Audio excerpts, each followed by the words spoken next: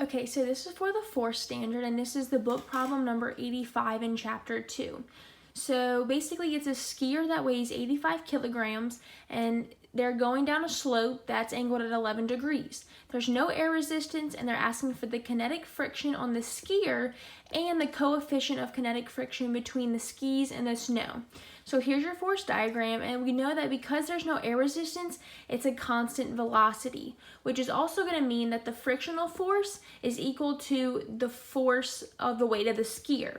So how do we find that force? So we're going to use this equation and take the mass times gravity times the sine of 11 degrees, because if the force of friction is equal to the weight force, we are trying to find this, which is going to be the opposite over the hypotenuse. So we're going to take the sine of 11 degrees, which comes out to here. So this is going to equal 160 newtons. This is the kinetic friction between the skis and the snow.